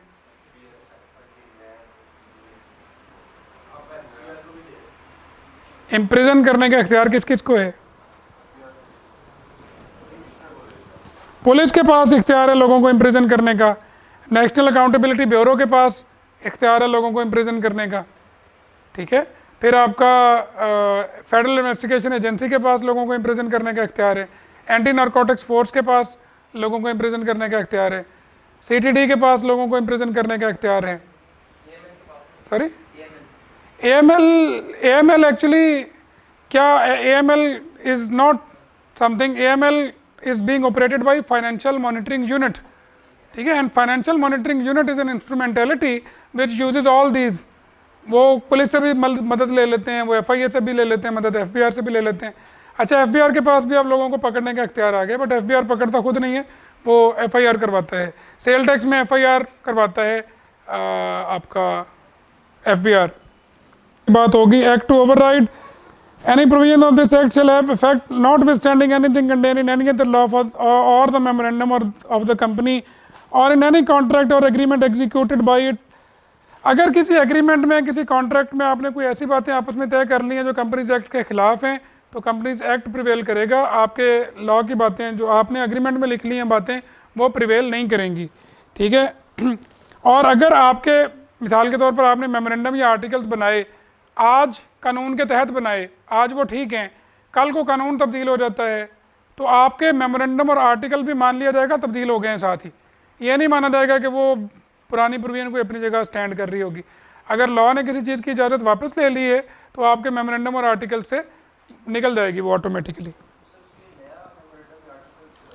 वो SCCP ना ऐसे नहीं करता, क्योंकि it is a lot hassle वाला काम है काफ़ी सारा, इसलिए SCCP ये नहीं करता कि आप जी सारे दोबारा से मेमोरेंडम बनाएं। वो जैसे अभी उन्होंने पिछला मेमोरेंडम, उसमें ऑब्जेक्ट क्लॉज होती थी और नए में principal line of business clause है, तो इसमें उन्होंने फ़र्क डाला, तो उन्होंने ना ये नहीं किया, और सिर्फ ये किया है कि जब भी कोई कंपनी अब मेमोरेंडम में कोई चेंज के लिए जाती है ना, तो उसे कहते हैं नया मेमोरेंडम बना लो, पुराने को समझा जाएगा। Yes yes yes. Jurisdiction of courts, इसके बारे में करेंगे बात जी फिर किसी दिन। Securities and exchange commission of Pakistan के पास क्या पावर्स हैं? SCCP हमें ये लगता है कि सिर्फ कंपनीज एक्ट के तहत ही इसके पास पावर्स हैं, बहुत सारे कवानीन के तहत इसके पास पावर्स हैं। इवन SCCP एक्ट इसको पावर देता है, कंपनीज एक्ट पावर देता है, सिक्योरिटीज एक्ट पावर देता है, आप इसको रेगुलेशन जो इसने बनाए हैं वो एम्पावर करते हैं, इसको एंटी मनी लॉन्ड्रिंग एक्ट की किस्म की पावर्स देता है। Reference by the federal government और प्रोविंशियल टू कोर्ट, अच्छा जी बाद में करेंगे बात इसके ऊपर। Obligation to register certain associations, ये ऐसी एसोसिएशंस जहाँ पर आप वर्किंग फॉर प्रॉफिट हैं और आपके नंबर ऑफ ओनर्स एक्सीड 20, तो फिर आपको कंपनी के तौर पर इनकॉर्पोरेट हो जाना ज़रूरी है। कैफ लेवल में पहले ही होता था सेक्शन, फिर वहाँ से निकाल दिया, लेकिन ये पढ़ना ज़रूरी है। सेक्शन 9 ये कहता है कि अगर आप बिजनेस कर रहे हैं, प्रॉफिट मोटिव है आपका, और आप 20 से ज़्यादा लोग हो जाते हैं, तो फिर आपको एज ए कंपनी रजिस्टर हो जाना ज़रूरी है। लेकिन अगर आप इसकी एक्सेप्शंस की बात करें तो इसमें वो सोसाइटी, बॉडी और एसोसिएशन या पार्टनरशिप जो कि पाकिस्तान में पाए जाने वाले किसी और लॉ के तहत रजिस्टर्ड है, तो फिर उसको आप रजिस्टर होने के लिए नहीं कहेंगे, पार्टनरशिप को फिर भी कहेंगे। अगर आप पार्टनरशिप एक्ट के तहत रजिस्टर्ड हैं तो हुए हमें मसला नहीं है, लेकिन अगर आपके नंबर ऑफ पार्टनर 20 से एक्सीड करके फिर आप कंपनी के तौर पर इनकॉर्पोरेट होंगे, आपकी ड्यूटी है, ठीक है। आप कोऑपरेटिव सोसाइटीज़ एक्ट के तहत रजिस्टर्ड हैं, नंबर ऑफ ओनर्स एक्सीड कर जाएँ 20 से, हमें मसला नहीं है। आप किसी वेलफेयर सोसाइटीज़ एक्ट के तहत रजिस्टर्ड हैं, हमें मसला नहीं है, 20 से ज़्यादा हो भी जाओ तो कोई मसला नहीं है, ठीक है। सिमिलरली अगर लेकिन पार्टनरशिप एक्ट में रजिस्टर्ड हो और पार्टनर 20 से ज़्यादा हो गए तो फिर आपको रजिस्टर एज ए कंपनी होना पड़ेगा। लेकिन अगर पार्टनरशिप प्रोफेशनल पर्सनस की है, chartered accountants, cost and management accountants, lawyers, जिनको कंपनी बना के सर्विसेज देना अलाउड नहीं है, ऑडिट की सर्विसेज या उनकी जो लीगल सर्विसेज कंपनी बना के नहीं दी जा सकती, तो फिर आपके नंबर ऑफ पार्टनर्स 20 से एक्सीड भी कर सकते हैं। फिर गोल गोल घुमा दिया ना। कंपनी बनना है ज़रूरी, अगर आपके number of partners, number of owners 20 से एक्सीड कर गए। ये चीज़ अप्लाई नहीं होती किसी के ऊपर भी अगर वो किसी और लॉ के तहत रजिस्टर्ड है, लेकिन अगर वो कोई और लॉ जिसके तहत आप रजिस्टर्ड हैं वो पार्टनरशिप लॉ है और आपके नंबर ऑफ पार्टनर्स 20 से ज़्यादा हो गए तो आपने रजिस्टर होना है। लेकिन अगर पार्टनरशिप प्रोफेशनल पर्सनस की है जहाँ पर लॉ ने मना कर रखा है आपको लिमिटेड लायबिलिटी के साथ प्रैक्टिस करना, तो फिर आप पार्टनरशिप होने के बावजूद 20 से ज़्यादा पार्टनर्स के साथ काम कर सकते हैं। आपकी बड़ी जो CA फर्म्स हैं उनके number of partners they exceed many numbers, exceed कर जाते हैं। Joint family, carrying on joint family business, उसके ऊपर भी अप्लाई नहीं होता। हमारी जॉइंट फैमिली है फ़र्ज़ कर लो और उसके नंबर ऑफ मेंबर्स जो हैं वो एक्सीड कर गए, 25, 30, 35 हो गए, तो ज़ाहिर है वो उसमें तो जॉइंट फैमिली है ना। लेकिन अगर 2 या 2 से ज़्यादा जॉइंट फैमिलीज आपस में कंबाइंड बिजनेस करती हैं तो फिर उस बिज़नेस को एज ए सेपरेट एंटिटी देखा जाएगा, फैमिली के तौर पे नहीं देखा जाएगा। बिज़नेस में शामिल लोग अगर 30 से 20 से ज़्यादा हो गए तो फिर रजिस्टर होना पड़ेगा एज ए कंपनी। पढ़ लो ज़रा इसको, सेक्शन 9 को मैं नोट करवा रहा हूँ। सेक्शन 10 आप लोगों ने कैफ लेवल पे पढ़ा हुआ है, सेक्शन 11 आपने कैफ लेवल पे पढ़ा हुआ है, सेक्शन 12 पढ़ा हुआ है, 13 पढ़ा हुआ है, 14 पढ़ा हुआ है। 14 में कंपनी बनाने का है सिर्फ कि अगर आपके नंबर ऑफ पार्टनर, अगर आपने कंपनी बनानी है तो कैसे बनानी है, वही तरीकाकार है कि आप मेमोरेंडम बनाएंगे और उसमें उन्होंने लिखा हुआ है कि कंपनी मेमोरेंडम एसोसिएशन रजिस्टर करवा के कंपनी बनती है। आपका मेमोरेंडम रजिस्टर हो जाए तो मतलब आपकी कंपनी रजिस्टर हो गई। प्राइवेट कंपनी 2 या 2 से ज़्यादा लोग बना सकते हैं। पब्लिक कंपनी 3 या 3 से ज़्यादा लोग बना सकते हैं। Single person, single member company बना सकता है। कंपनी 3 किस्म की हो सकती है, limited by share, limited by guarantee या फिर अनलिमिटेड कंपनी। 3 किस्म की कंपनी हो सकती है एज़ पर लॉ। और इकसाम कंपनीज़ की हमने ये जो आपको आपका रीडिंग मटेरियल दे दिया है इसके अंदर ऑलरेडी आपके लिए लिख रखी हैं, तो इनको एक नज़र देख लेते हैं। किधर गया जी, एक चार्ट सा बना था यहाँ पर, ये जी रजिस्टर्ड कंपनी जो कि कंपनीज एक्ट के तहत रजिस्टर्ड है, वो या तो प्राइवेट कंपनी होगी या पब्लिक कंपनी होगी।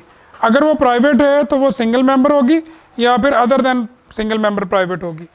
और अगर वो पब्लिक कंपनी है तो वो लिमिटेड बाय शेयर्स हो सकती है, लिमिटेड बाय गारंटी या फिर अनलिमिटेड हो सकती है।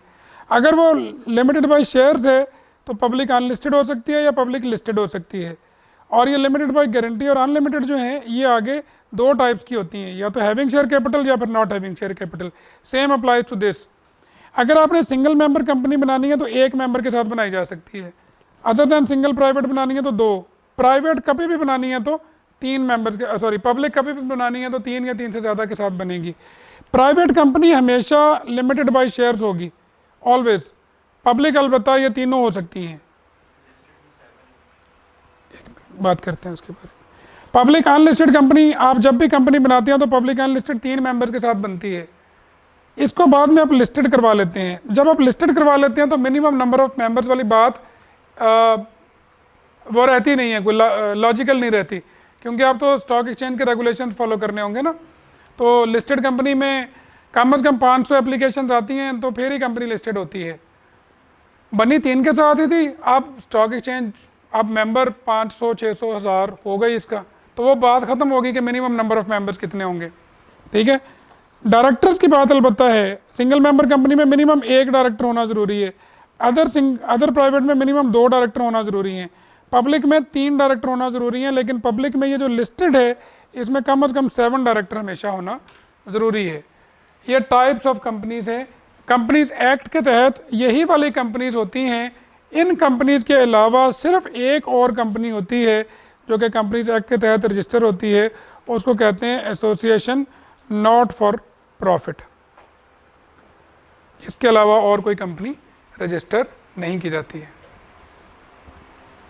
बताओ, ये वाली कंपनीज के बारे में पहले से पता है आप लोगों को कि ये कंपनीज होती हैं? सेक्शन 15 ये कहता है कि अगर, अच्छा तुम कुछ लिख रहे थे? अच्छा, सेक्शन 15 ये कहता है कि अगर आप एक कंपनी में मेंबर हैं और उस कंपनी के नंबर ऑफ मेंबर्स, उस कंपनी के लिए जो required minimum number of members हैं वो उससे कम हो गए हैं और आप 6 महीने से ज़्यादा वक्त गुजार लेते हैं और अपने नंबर ऑफ मेंबर्स पूरे नहीं करते, तो फिर जो लोग भी इस पीरियड में काम कर रहे होंगे वो पर्सनली लायबल होंगे, क्योंकि उस कंपनी का कॉर्पोरेट स्ट्रक्चर ख़राब हो चुका होगा। If at any time the number of members of a company is reduced in case of a private company other than a single member company below 2, or in case of any other company below 3, and company carries on business for more than 180 days while the number is so reduced, every person who is member of the company during the time that it so carries on business after those 180 days and is cognizant of the fact that it is carrying on business with fewer than 2 members or 3 members as the case may be, shall be severally liable for payment of the whole debts of the company contracted that during that time and may be sued thereafter without joinder in the suit of any other member. आप एक दफ़ा पढ़े, मैं explain करता हूँ. थोड़ा सा law की अंग्रेजी पढ़ने का तरीका भी सीखें. If at any time the number of members of a company is reduced, comma, ये कॉमा यहाँ बंद हो गया, ठीक है. अब वो आगे कोई थोड़ी सी डिफरेंट बात करेगा, यानी एक दो बातें उसने करनी होंगी. reduced in case of private company other than a single member company below 2, or in case of any other company below 3. and ये and कहाँ से अब मिल रहा है, यहाँ से मिल रहा है इस कॉमे से. is reduced below 2 and below 3 and the company carries on business for more than 180 days while the number is so reduced, comma, every person who is member of the company during the time that it so carries on business after those 180 days and is cognizant of the fact that it is carrying on business with fewer than 2 or 3 members as the case may be, as the case may be को comma में लाया ले आया फिर से, shall be severally liable for payment of whole debts of the company contracted during that time and may be sued therefore without joinder in the suit of any other member. कॉमों के दरमियान में बात लिखी होती है. कॉमास बड़े important होते हैं. कॉमा यहाँ लग गया, इसका मतलब है इस बात को जो कॉमास के अंदर बात लिखी हुई है ब्रैकेट समझा जाए इसको. जैसे हम कहते हैं ना ब्रैकेटों के बाहर बाहर पढ़ो, पहले ब्रैकेटों के बाहर बाहर भी पढ़ा जा सकता है. तो अगर कोई कंपनी पब्लिक है तो उसके 3 और प्राइवेट है तो उसके 2 मेंबर से कम मेंबर के साथ आप काम कर रहे हैं और 180 दिनों से ज़्यादा तक काम करते रहते हैं. आपको पता भी है कि आपकी कंपनी के number of members required minimum से बिलो चले गए हैं, इसके बावजूद आप काम करते रहते हैं, तो फिर आप पर्सनली लायबल होंगे इस सारे पीरियड के दौरान जो भी ट्रांजैक्शंस हुई हैं उसके लिए. ये जो डेट्स कॉन्ट्रैक्ट किए गए हैं ये कंपनी के डेट्स कंसिडर नहीं होंगे. आप और कंपनी एक सेपरेट पर्सन थे, लेकिन अगर ऐसा हुआ तो फिर आप सेपरेट पर्सन तस्वर नहीं किए जाएंगे, ठीक है. और आपको ऐसे ही ट्रीट किया जाएगा कि जैसे आपने पर्सनल केस में ये लोन लिया था तो आप पर्सनली उसको रीपे करेंगे. वरना तो आप चुप करके कह सकते हैं देखो कंपनी नहीं दे सकती आपका लोन तो मैं आपको नहीं रीपे करने का पाबंद. लेकिन अगर ऐसा हुआ जो ये सिनेरियो है तो फिर आप लायबल होंगे. यहाँ कॉग्निजेंट की बात की है, यहाँ वो बात की है जो आप कर रहे थे. आपको सॉरी यहाँ आपको पता हो अगर कि नंबर ऑफ़ मेंबर्स 3 से कम हो गए हैं. मिसाल के तौर पर मैं एक प्राइवेट पब्लिक कंपनी में मेंबर हूँ और मुझे पता ही नहीं है, हम 5 मेंबर थे, हमें पता ही नहीं है कि हमारे 2 मेंबर जो हमारे साथी थे वो फौत हो गए. हमें पता ही नहीं था, उनके शेयर भी किसी को ट्रांसफ़र नहीं हुए. वी नेवर न्यू, हमें बाद में पता चला साल 1.5 साल के बाद जाके. तो फिर we were not having the cognizance of the fact, पता ही नहीं था. Section 16 registration of memorandum and articles आप लोगों ने कैफ लेवल पे पढ़ा हुआ होता है. सिर्फ इसको एक दफ़ा आपने पढ़ना है तो इसके ऊपर बात, लेकिन हम बाद में करेंगे. बात ये इसके अंदर करेंगे कि मेमोरेंडम जब आप रजिस्ट्रार को फाइल करते हैं तो रजिस्ट्रार उसको एक्सेप्ट भी कर सकता है, रिजेक्ट भी कर सकता है, या उसके ऊपर एतराज़ लगा के वापस भी भेज सकता है. तो आपने सेक्शन 16, 17, अच्छा 17 में वो बात है जो मेमोरेंडम के रजिस्टर हो जाने के बाद आपने 30 डेज़ के अंदर अंदर रकम जमा करवानी होती है. जो आपने लिखा है मेमोरेंडम के ऊपर कि इतने शेयर सब्सक्राइब कर रहा हूँ मैं, इतने कर रहा है दूसरा, इतना तीसरा, वो आपने मेमोरेंडम रजिस्टर हो जाने के 30 दिनों के अंदर अंदर जमा भी कराने होते हैं. अगर आप मेमोरेंडम रजिस्टर हो जाने के 30 दिनों के अंदर अंदर जमा नहीं करवाते तो ये चीज़ जो है वो रजिस्ट्रार को रिपोर्ट कर दी जाती है और आपकी शेयर होल्डिंग कैंसिल कर दी जाएगी. You will no more be considered as member of the company. Otherwise right from the day of the incorporation आप मेंबर हैं.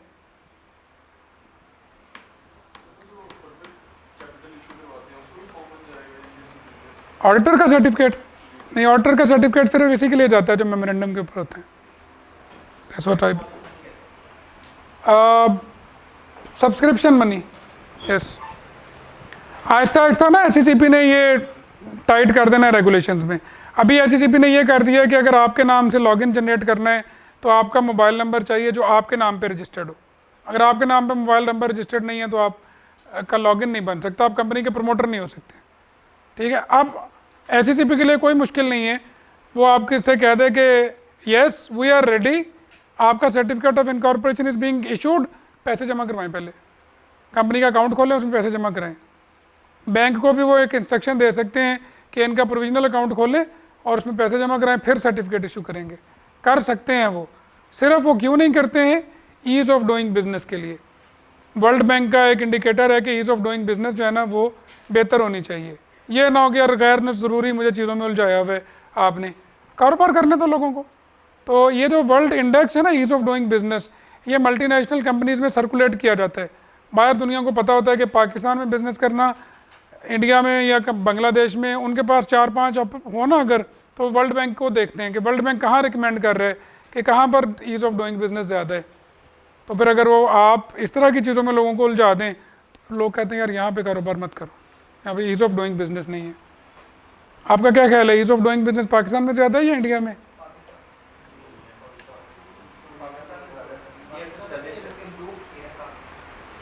पाकिस्तान में बेहतर है इंडिया के नीचे। मेरा ख्याल है इंडेक्स में पाकिस्तान का नंबर उनसे ऊपर आ रहा है इस वक्त, है नहीं नीचे?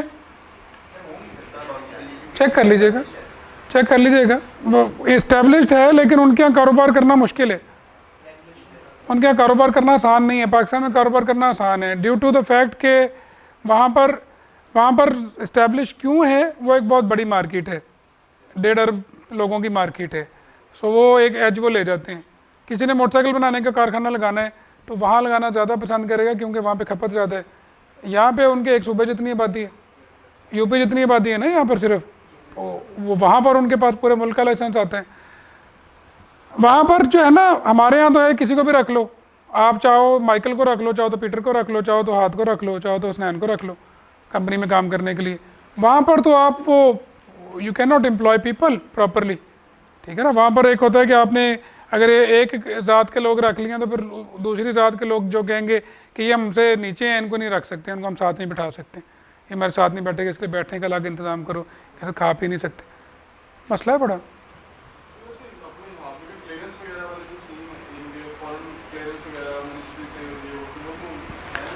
हाँ हैं, फॉरेनर्स के लिए हैं, लेकिन फिर भी अब बहुत कम हो गया पहले से। अभी आपने कंपनी इनकॉर्पोरेट करे 2 दिन में मिल गई आपको, फिर भी पहले ही होता था कि आपको 9 कॉपियाँ दे के तो 1.5 महीना लटकाई रखते थे। अब वो सिर्फ अंडरटेकिंग लेते हैं कि एजेंसियाँ हमारी जो है ना अगर आपको क्लियर नहीं करेंगी तो फिर आप अपना शेयर कैपिटल वापस कर देंगे। इन केस ऑफ अगर पैसे नहीं जमा कराते तो क्या होगा वो बता दिया। इफेक्ट ऑफ रजिस्ट्रेशन आपने कैफ लेवल पे पढ़ा हुआ है जी। कमेंसमेंट ऑफ बिजनेस का टॉपिक कैफ लेवल पे पढ़ा हुआ है। ये आपकी रीडिंग के लिए हैं, आप मुझे पढ़ के इनमें से सवाल पूछेंगे, इनके सवालों के ऊपर जवाब देंगे। रजिस्टर्ड ऑफिस की बात बताई है आपको, पब्लिकेशन ऑफ नेम, सारी कैफ लेवल की बातें हैं। Non compliance, business and objects of the company. ये प्रिंसिपल लाइन ऑफ बिजनेस वाली बात जो है ना, principal line of business clause, उसमें क्या है? Principal line of business means the business in which substantial assets are held और लाइकली टू बी हेल्ड, और substantial revenue is earned or is likely to be earned by the company whichever is higher। एक है कि हमारी company का नाम है AB textiles private limited, ठीक है, तो ये टेक्सटाइल हमारी प्रिंसिपल लाइन ऑफ बिजनेस है। लेकिन ऐसा भी तो हो सकता है ना कि ओवर द ईयर्स हमने काम टेक्सटाइल का छोड़ के लेदर का शुरू कर लिया हुआ है। हमारी सेल जो है वो 10 मिलियन टेक्सटाइल से है, 100 मिलियन लेदर से है, तो फिर क्या प्रिंसिपल लाइन ऑफ बिजनेस अभी भी टेक्सटाइल को ही कहोगे? डिपेंड करता है कि ये पैरामीटर कैसे बनता है। अगर आपके एसेट्स और रेवेन्यू इन दोनों को ना कंपेयर किया जाता है, अगर आपका टेक्सटाइल का जो है उसमें एसेट्स आपके 100 मिलियन के लगे हुए हैं, रेवेन्यू यहाँ से 10 मिलियन का आता है, उसके बरक्स लेदर जो है उसमें एसेट्स आपके 70 मिलियन के लगे हुए हैं और रेवेन्यू आपको यहाँ से 50 मिलियन का आता है, तो फिर अब आपकी प्रिंसिपल लाइन ऑफ बिजनेस कौन सी मानी जाएगी? पढ़ तो पा रहे हो ना आप इसको? पढ़ा जा रहा है या नहीं पढ़ा जा रहा?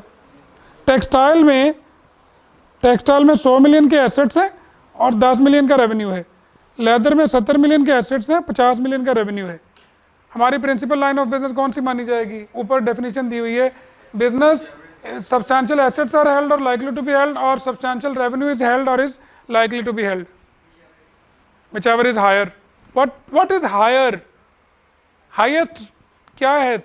रेवेन्यू हायर है या एसेट्स हायर हैं? और जो हायर नंबर ऑफ एसेट्स हैं, हायर वैल्यू ऑफ एसेट्स है, वो किस चीज़ में लगी हुई है? तो फिर टेक्सटाइल ही हमारा प्रिंसिपल लाइन ऑफ बिजनेस है आज की डेट में। लेकिन अगर यहाँ पर इस तरह होता कि हमारा रेवेन्यू 150 मिलियन है लेदर से,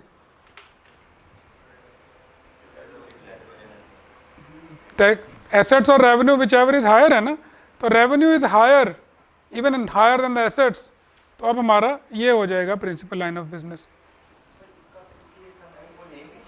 yes, when we have to change our principal line of business, हम उसके साथ अपना नाम भी तब्दील करेंगे, because name must be commensurate with the principal line of business.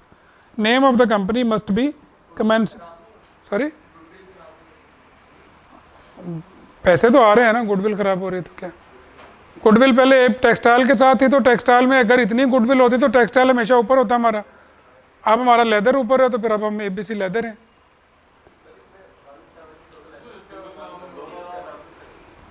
Sorry, नहीं, हाँ कर भी सकते हैं।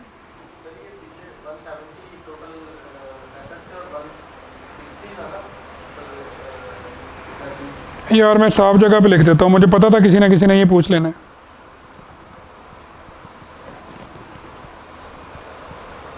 टेक्सटाइल्स में 100 मिलियन के एसेट्स लगे हुए हैं और यहाँ से 10 मिलियन का रेवेन्यू आता है।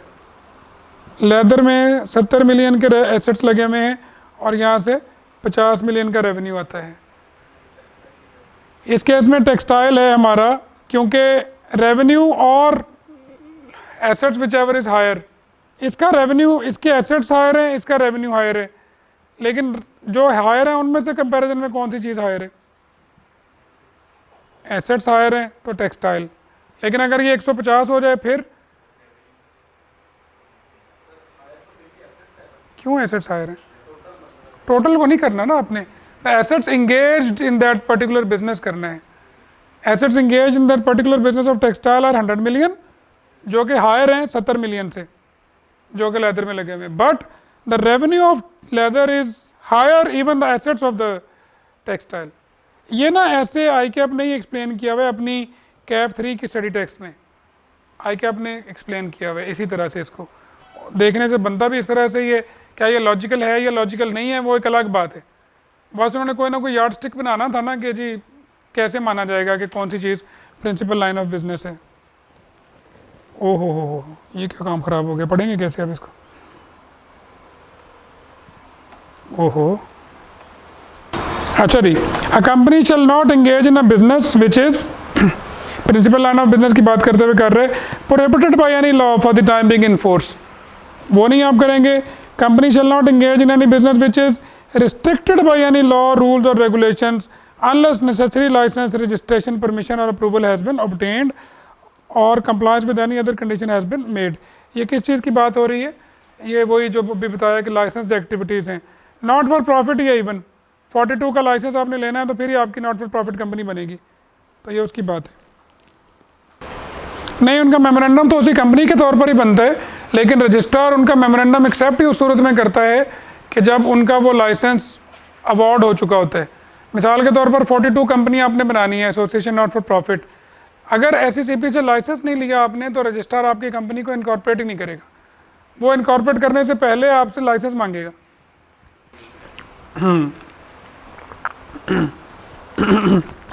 आपने बैंक बनाना है तो आप पहले स्टेट बैंक ऑफ पाकिस्तान से क्लियरेंस लेंगे अपनी हर चीज़ की, state bank of Pakistan clearance देगा आपको, फिर आप बैंक के लिए रजिस्ट्रार के पास आएंगे।